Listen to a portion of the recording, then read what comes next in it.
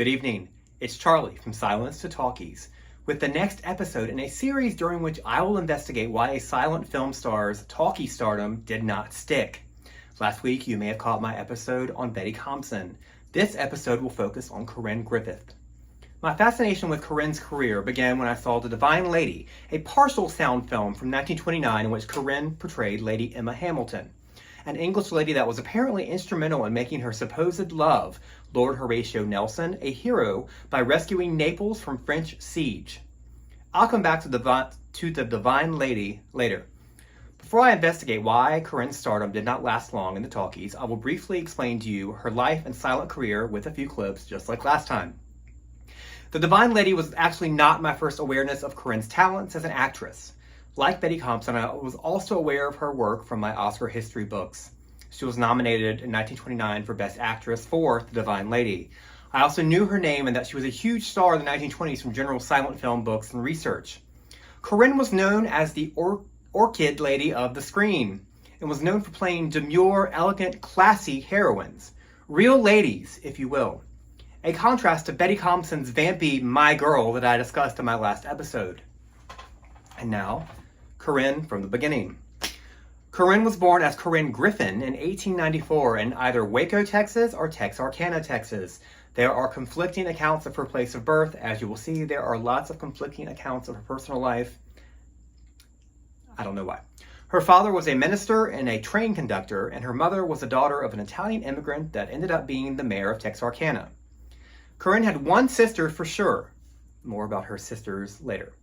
When Corinne was 16, she enrolled in the Sacred Heart Catholic School in New Orleans. Her father died 2 years later. She attended her freshman year of college at the University of Texas in Austin from 1912 to 1913. By 1916, she was in Hollywood with a contract at Vitagraph Studios. Now, there are three accounts of how Corinne made it from Texas to Hollywood. According to her obituary, Corinne, her mother, and her sister named Augusta, again, more on her later, moved to California after her father died to deal with some property.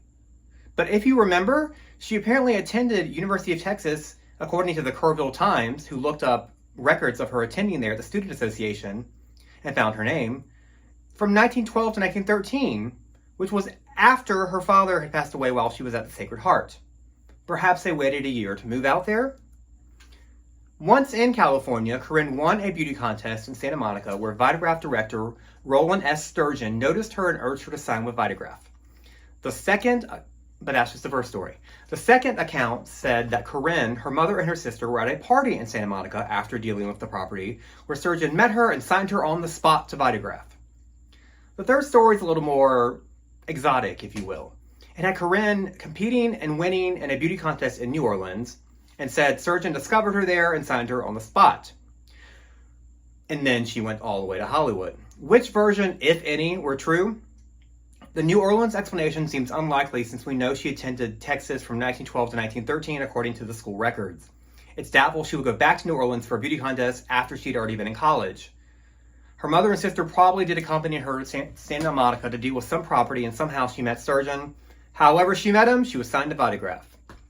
The New Orleans beauty contest story came from Corinne herself in 1919 when she was being interviewed, which she probably was told to repeat by her studio.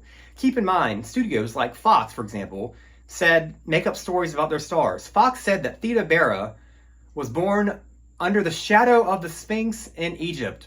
She was from Ohio. Anyways, back to Corinne's career. She signed a $15 a week contract in 1916, and her name was changed from Corinne Griffith to Corinne Griffith. No relation to Andy. Corinne started out by making short films, usually comedies, and supporting roles. One of these early comedies was The Cost of High Living in 1916, which I have a clip up to show you. Many thanks to Many Pearls on YouTube for this surviving footage. It appears to be from some type of historical video about Vitagraph that premiered years later. The Cost of High Living concerns a young man at college who overspends the money he gets from his rich father. The father asks his daughter to visit her brother and try to get him interested in one of her friends to distract him from just spending so much money. As sister, as she is called, Corinne tries to introduce her brother to her friend.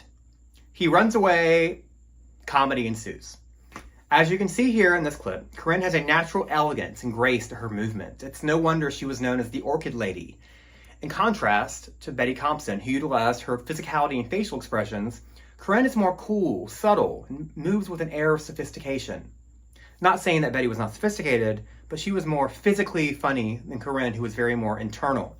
This type of ladylike physicality would continue for the rest of her career.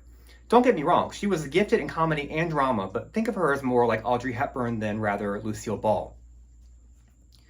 Corinne made 13 more shorts and 2 features for Vitagraph over the next year, usually in supporting roles. Her first true leading role was in a feature-length film called The Stolen Treaty, which was released in 1917, which co-starred her with Earl Williams. She would star within 2 more films that year.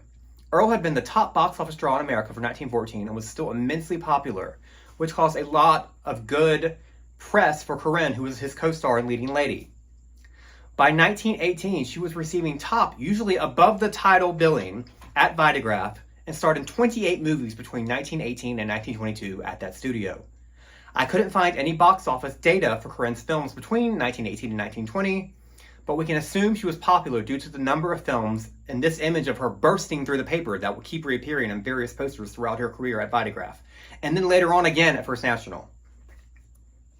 In 1920, she received critical acclaim for her dual role in the Broadway bubble, which can be seen as a turning point in her career as she leaves the 1910s behind and enters the roaring 20s, signified by her flapper-like dress that you can see here on the poster.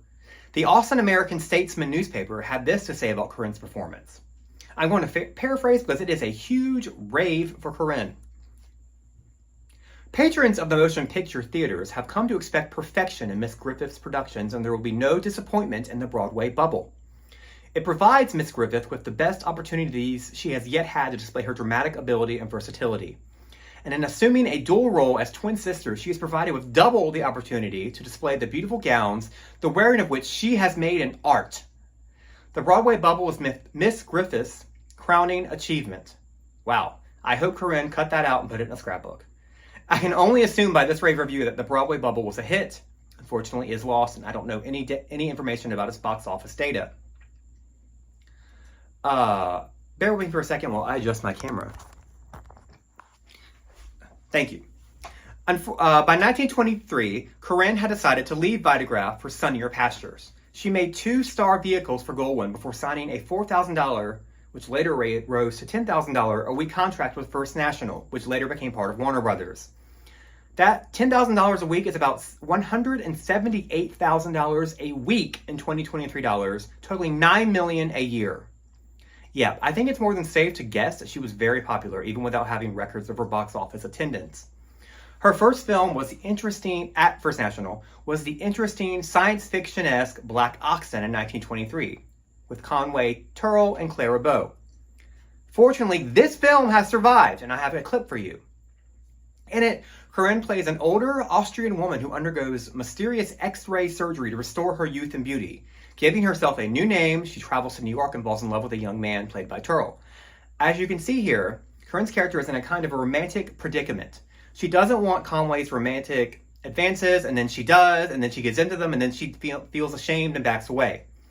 On the surface, her rejection of him seems pretty par for the course with the virtuous ingenue of many silent films.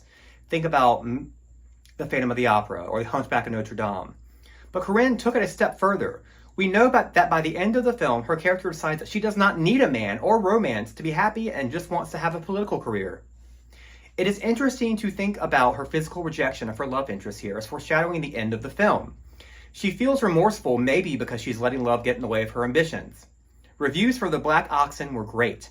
According to the Exhibitor's Trade Review, Corinne Griffith is wonderfully fascinating, dresses with the exquisite taste of a well-bred woman of the world, and acts with such dignified ease and intelligence that her performance registers as a work of art to be long and gratefully remembered.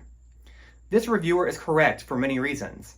I spoke of Corinne's almost dance-like ease of movement earlier. She is just class personified.